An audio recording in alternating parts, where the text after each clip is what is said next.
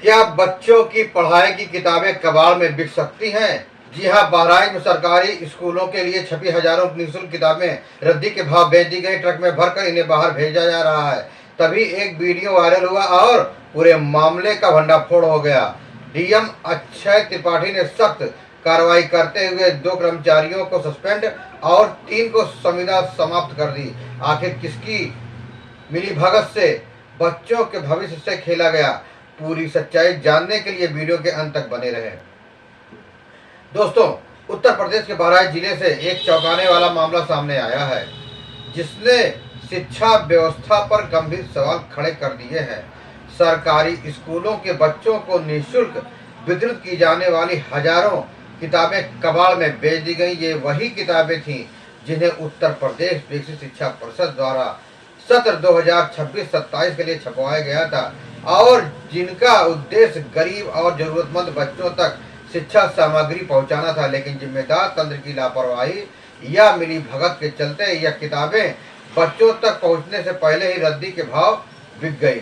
मामला तब उजागर हुआ जब 16 फरवरी की रात आरटीओ रोड स्थित एक कबाड़ी द्वारा कक्षा 4, 5 और 11 की किताबों के हजारों बंडल ट्रक में लाद कर काशीपुर भेजे जा रहे थे। किसी जागरूक व्यक्ति ने इसका वीडियो बना लिया, जो देखते ही देखते सोशल मीडिया पर वायरल हो गया। वीडियो सामने आते ही प्रशासन में हड़कंप मच गया।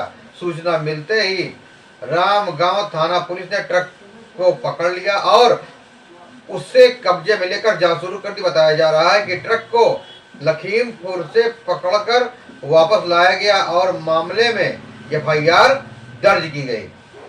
इस पूरे मामले पर जिलाधिकारी अक्षय त्रिपाठी ने कड़ा रुख अख्तियार करते हुए तत्काल जांच के आदेश दिए। उन्होंने स्पष्ट किया कि चाहे जो हो, दोषी हो, कोई बख्शा नहीं जाएगा। सत्र 2026-27 की किताबों की आपूर्ति अभी जारी है और इसी दौरान 16 फरवरी की रात सूचना मिली कि ट्रक से माध्यम से किताबें काशीपुर ले जा रही थी। जांच में सामने आई विभागीय स्तर पर 8 सदस्यों की सत्यापन समिति गठित थी, जिसकी जिम्मेदारी थी कि किताबों की अनलोडिंग और निगरानी थी। लेकिन इस समिति द्वारा शिथिल पर्यवेक्षण पाया गया।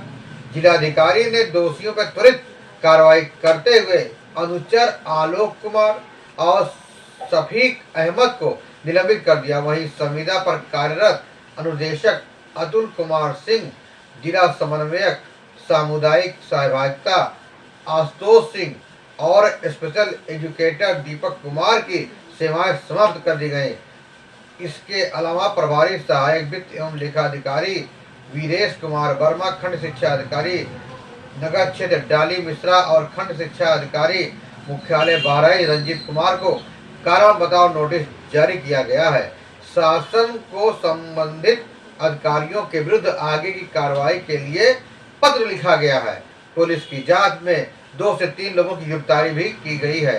प्रशासन का कहना है कि मामले का पूरा खुलासा जल्द किया जाएगा और जो भी दोषी होगा उसे खुलासा में दिखाया जाएगा, उसके खिलाफ सख्त कार्रवाई भी की जाएगी। जिलाधिकारी ने यह भी कहा कि पुलिस की कार्रवाई में कई अहम तथ्य सामने आए हैं और जल्द ही पूरे नेटवर्क से पर्दाफाश कर दिया जाएगा। यह मामला केवल किताबों की चोरी या गबन का नहीं है, बल्कि यह उन बच्चों के अधिकारों पर सीधा हमला है जो सरकारी स्कूलों में पढ़ते हैं और जिनके लिए ये किताबें शिक्षा का आधार होती हैं। जब सरकार मुफ्त शिक्षा संसाधन उपलब्ध कराने के लिए करोड़ों रुपए खर्च करती है, तब इस तरह की घटनाएं व्यवस्था की पारदर्शिता और जवाबदेही पर सवाल खड़े करती है। बहराइच में सामने आया यह प्रकरण पूरे प्रदेश के लिए एक चेतावनी है कि शिक्षा सामग्री के वितरण और भंडारण की प्रक्रिया को और अधिक पारदर्शी और जवाबदेह बनाया जाए। फिलहाल प्रशासनिक कार्रवाई से विभाग में हड़कंप है और अधिकारी कर्मचारी सख्ते में हैं। अब सभी की निगाहें इस बात पर टिकी है कि जांच में और कौन कौन नाम सामने आते हैं और क्या वास्तव में दोषियों को सजा मिल पाती है या नहीं। तो ये था बहराइच का वो मामला जहां बच्चों के हक की किताबें कबाड़ में बेच दी गई। कार्रवाई शुरू हो चुकी है, लेकिन सबसे बड़ा सवाल अब भी कायम है। क्या जिम्मेदार लोगों पर कड़ी सजा मिलेगी? क्या भविष्य में ऐसी घटनाएं रुक पाएंगी? बच्चों की शिक्षा से खिलवाड़ किसी भी कीमत पर बर्दाश्त नहीं किया जा सकता। बहराइच में सामने आया यह मामला सिर्फ किताबों की हेराफेरी का नहीं, बल्कि बच्चों के भविष्य से खिलवाड़ का मामला है। जिन पुस्तकों को सरकारी स्कूलों के छात्रों द्वारा निःशुल्क पहुंचाना था, वे कबाड़ में बिकती मिली। यह घटना शिक्षा व्यवस्था की पारदर्शिता और जवाबदेही पर गंभीर सवाल खड़े करती है। प्रशासन ने त्वरित कार्रवाई करते हुए निलंबन और संविदा समाप्ति जैसे कदम उठाए तो हैं, लेकिन क्या यह पर्याप्त है? क्या इससे व्यवस्था में सुधार आएगा या यह मामला भी समय के साथ ठंडा पड़ जाएगा?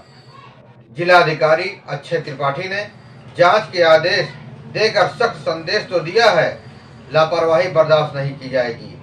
पुलिस ने ट्रक जब्त किया, एफआईआर दर्ज हुई, गिरफ्तारियां भी हुई, लेकिन असली सवाल यह है कि आखिर कितने किताबें गोदामों से कबाड़ तक पहुंचेंगी कैसे? निगरानी तंत्र कहां चूक गया? सत्यापन समिति की भूमिका क्या थी? और क्या इस पूरे नेटवर्क में बड़े स्तर की मिलीभगत शामिल है? सरकार हर साल शिक्षा पर करोड़ों खर्च करती है ताकि गरीब और जरूरतमंद बच्चों के संसाधनों की कमी ना हो। ऐसे में यदि किताबें ही बाजार में बिकने लगे तो यह न केवल आर्थिक नुकसान है, बल्कि सामाजिक अन्याय भी है। शिक्षा किसी भी समाज की रीढ़ होती है। जब उसी रीढ़ को कमजोर किया जाता है तो उसका असर आने वाली पीढ़ियों पर पड़ता है। यह घटनाक्रम हम सभी के लिए चेतावनी है।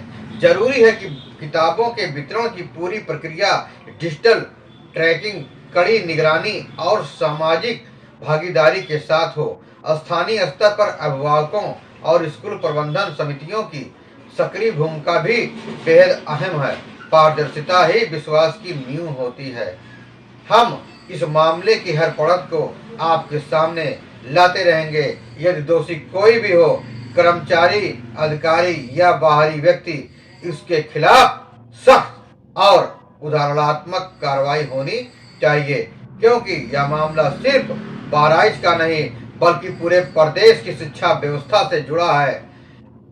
आप अपनी राय कमेंट में जरूर लिखें। क्या आपको लगता है कि ऐसी घटनाओं पर और सख्त कानून बनने चाहिए? वीडियो को लाइक और शेयर करें ताकि यह मुद्दा ज्यादा से ज्यादा लोगों तक पहुंचे।